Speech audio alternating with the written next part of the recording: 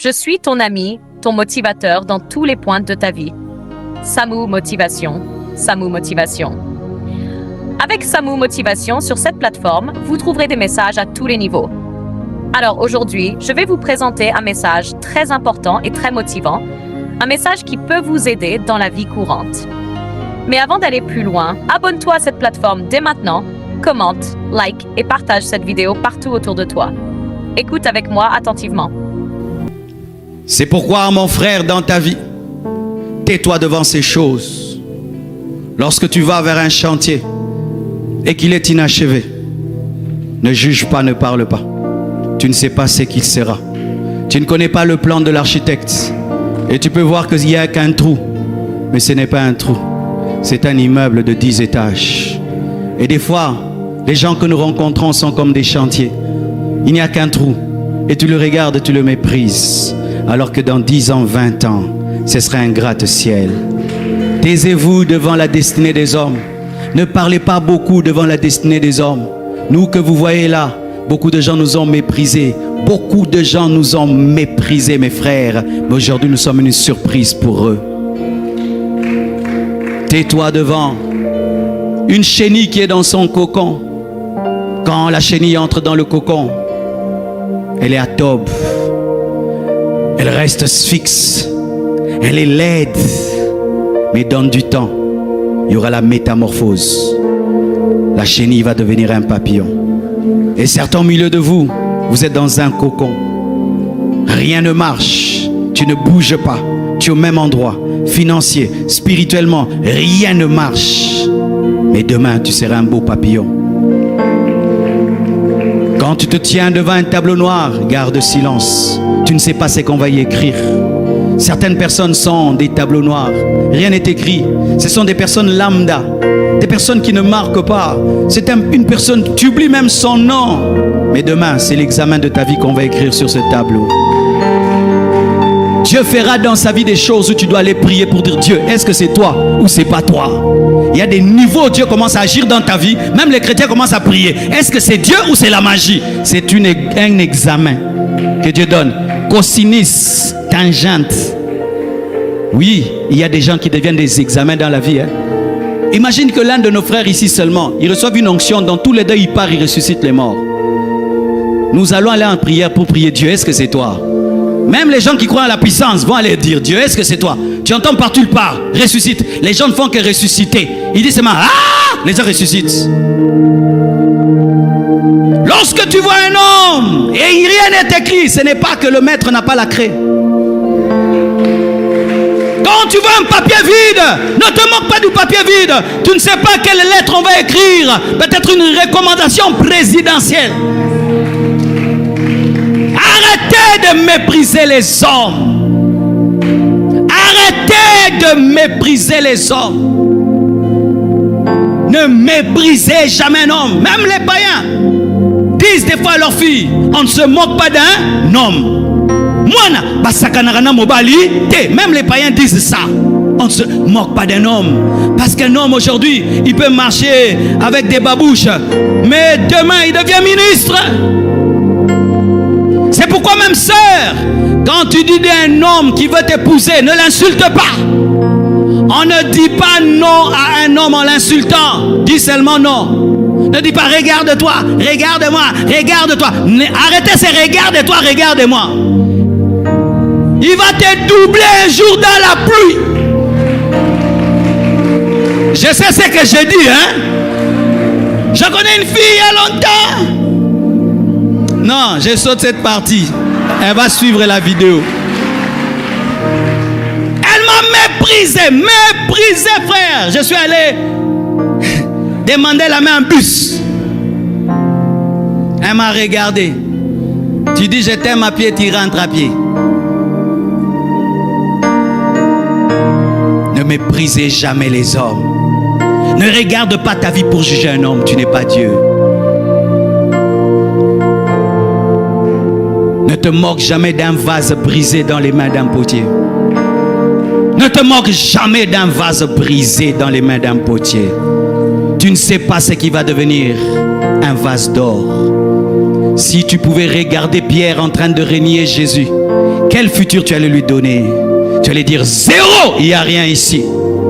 Mais Jésus voyait, même derrière le reniement, que cet homme sera prêt à mourir pour moi. Il n'a pas pu mourir pour moi parce qu'il n'avait pas le Saint-Esprit. Quand il aura le Saint-Esprit, Pierre mourra pour moi. Il m'aime beaucoup mais n'a pas la force. Je lui donnerai la force. Ne te moque pas d'un homme qui est tombé dans le péché. Ne te moque pas d'un homme de Dieu qui est tombé dans le péché comme nous faisons maintenant à Kinshasa. Tu ne connais pas quand est-ce qu'il va se repentir et c'est que Dieu va lui dire. Vous aimez les épîtres de Pierre? Mais Pierre a renié son maître. Il a dit qu'il ne le connaît pas. Ne te moque pas d'un frère qui traverse des moments difficiles. Tu ne connais pas son histoire avec Dieu. Ne te regarde pas pour juger un homme. Il se peut qu'il sera plus grand que toi. C'est pourquoi tant qu'un homme ne s'est pas tenu debout, ne dis pas que tu es plus grand que lui. Tu peux être debout, l'autre est assis et tu penses que tu es plus grand que lui. Non, il est assis, il n'est pas debout. Lorsqu'il va se déployer, il est plus grand que toi. Ne te moque pas quand tu ne comprends rien. Et même si tu comprends, il y aura toujours des choses que tu ne comprendras pas. Ils se sont moqués de Jephthé parce qu'il avait des mauvaises origines. Mais ce qu'ils ne savaient pas, c'était lui leur juge, c'était leur roi. Parce qu'en ce temps-là, Dieu n'établissait pas encore des rois, c'était des juges. Celui qui était le fils de la prostituée, c'est lui que Dieu avait choisi pour les sauver, les protéger, les défendre. Mais ils l'ont jugé selon des hommes. C'est pourquoi dans l'église, nous devons vivre dans le respect. Moi, j'ai appris à respecter les gens à l'église, mes frères. Ça fait 23 ans que je suis pasteur et ça fait maintenant plus de 31 ans que je suis chrétien. Je crois bien. 31 ans. J'ai vu des frères à l'église qui venaient étudier à l'église. Ils n'ont pas de maison. Ils habitent l'église. Il a toujours le même pantalon. Il prie tout le temps. Il cherche Dieu. Toi, tu viens de chez vous. Tu as papa, maman. Et tu le regardes. Mais il prie Dieu de tout son cœur. Aujourd'hui, ils sont dans le monde entier. Ils influencent la terre. Ils ont tout ce dont ils ont besoin. Les choses qu'ils demandaient à Dieu dans le secret, Dieu entendait, Dieu leur a donné. Un jour, un homme de Dieu a rencontré une sœur. C'était la fille d'un médecin. Il lui a dit, ma sœur, j'aimerais t'épouser. Et la sœur voyait le frère à l'église. Et il était bien habillé des fois. Et puis il dit, frère, je viendrai te visiter. Et ce jour-là, il est arrivé quand le frère ne s'y attendait pas. Et la sœur arrive. Il y avait une porte. Elle entre, c'était une belle maison. Et puis il pose la question, où est le frère Sonny? Elle dit, frère Sonny, il est derrière. Elle était déjà étonnée qu'on ne dise pas qu'il est dans la grande maison. Frère Sonny habitait dans cette grande parcelle, mais dans la petite guérite. Et elle va. Elle trouve le frère Sonny qui dormait sur un lit dont lui-même avait le secret.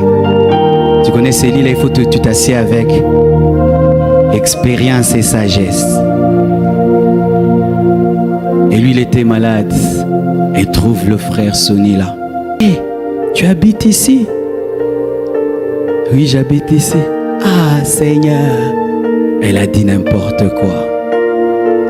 Si la situation d'un frère est misérable, ne crache pas dessus. Tu peux te retirer seulement, mais ne crache pas dessus. Elle a jugé ce frère en fonction de son présent. Et lui a dit, mais Dieu, un jour changera ma vie. Ah, excuse-moi. Elle est partie.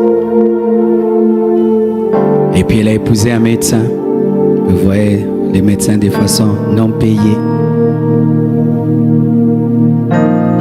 Et ils grèvent. On bouffe leur argent. Et lui, il est devenu rockman. Et un jour, il passait, il y avait la pluie. C'est lui qui il m'avait raconté ça quand il nous prêchait. Et il voit la sœur avec son médecin sous la pluie avec un parapluie. Il s'est arrêté. Et ils sont entrés. Il les a amenés chez eux. Mais il s'est arrangé de passer d'abord par chez lui.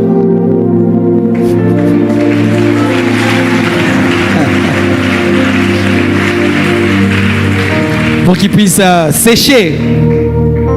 Et le monsieur était loin. Et la fille est venue et lui a dit: je comprends le verset qui dit que tu perdras par ta faute ton propre héritage. Elle a dit ça.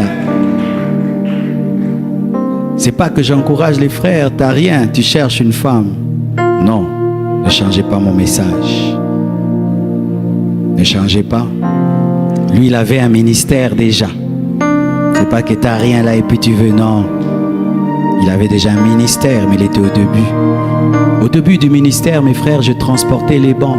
J'achetais les bancs à Montbéliard. Dans la boue, j'allais au marché acheter une chaise en plastique. J'habitais des maisons dans lesquelles il pleuvait, dans lesquelles il y avait des gros rats. Je restais devant un arrêt de bus jusqu'à 23 heures pour trouver un taxi. Nous serons à deux devant. Certains, en voyant ça, m'ont méprisé, mais d'autres ont vu qui je serais. Ne vous moquez jamais d'un homme. Jamais d'un homme. Parce que là où tu es, pour toi c'est le top, mais l'autre va commencer là où il est ton top et va dépasser ça.